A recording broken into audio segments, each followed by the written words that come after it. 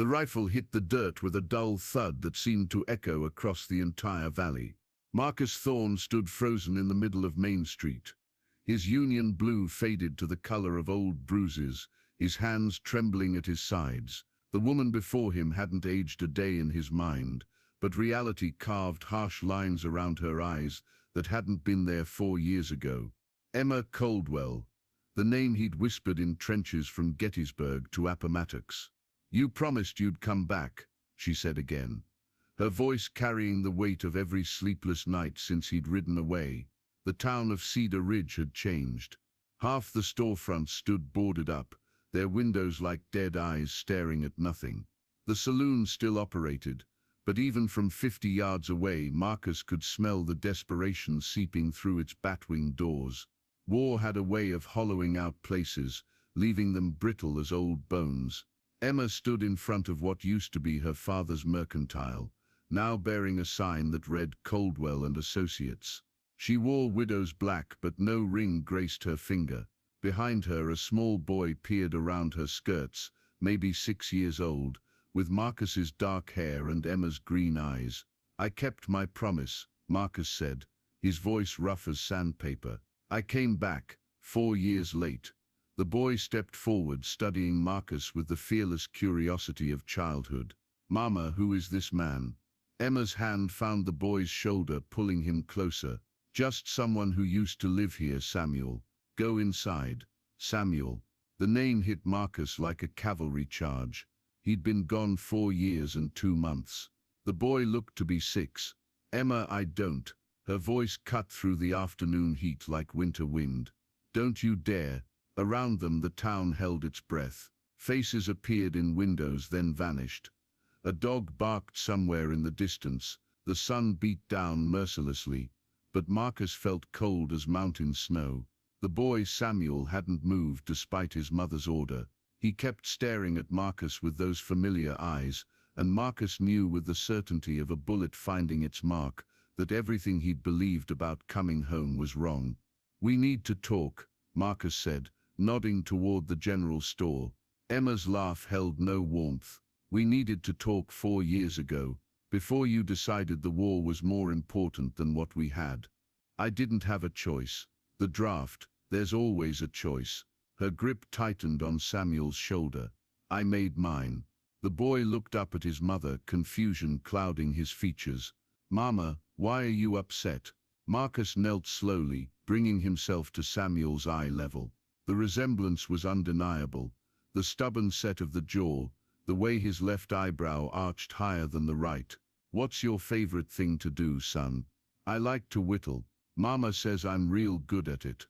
Samuel's face brightened. "Want to see what I made?"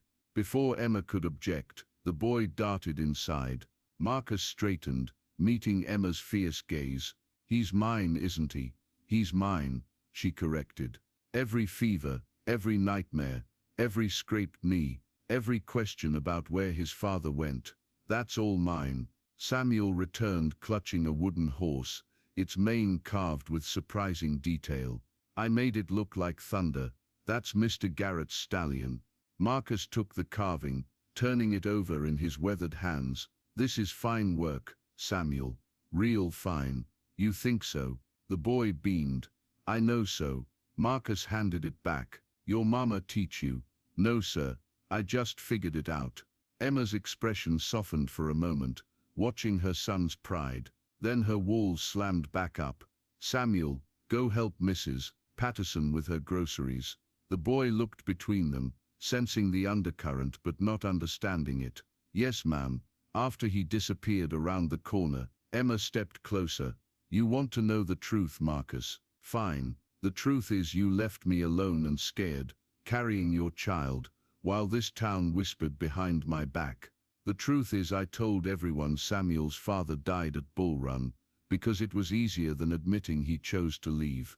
I didn't choose. You chose to enlist rather than wait for the draft. You chose honor over family, and now you choose to come back when it's convenient for you." Marcus opened his mouth to argue, but hoofbeats thundered down Main Street. 3 riders approached hard, dust clouds billowing behind them.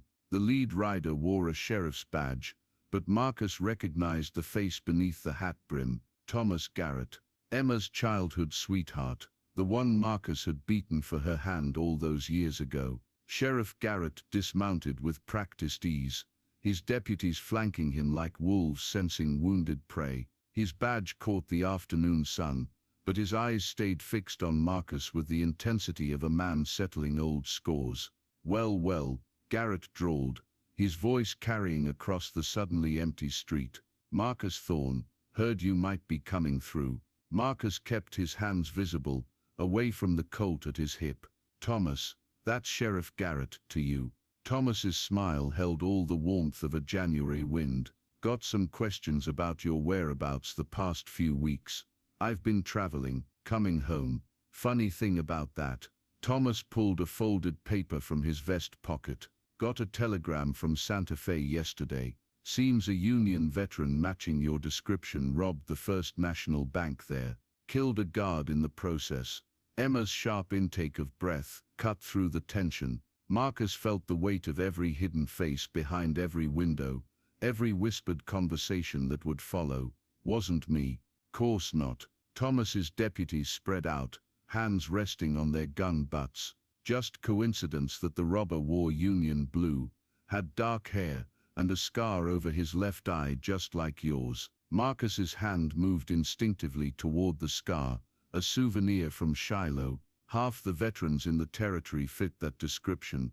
Maybe, but how many of them just rode into town carrying a stolen bank bag? I don't have any bank bag.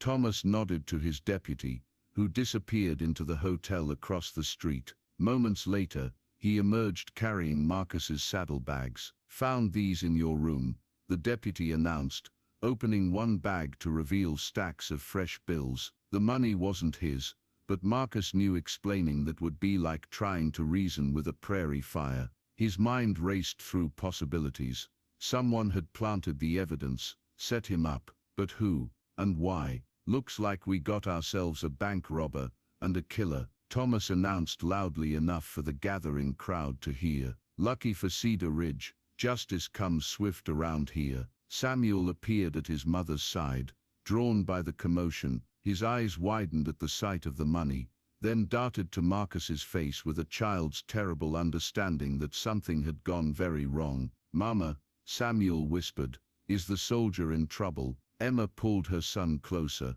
her face pale. Go inside, Samuel, now. But the boy didn't move. He stared at Marcus with those familiar eyes, and Marcus saw something that made his chest tighten. Not fear, but disappointment. The crushing realization that another man had let him down. Thomas drew his weapon. Marcus Thorne, you're under arrest for bank robbery and murder.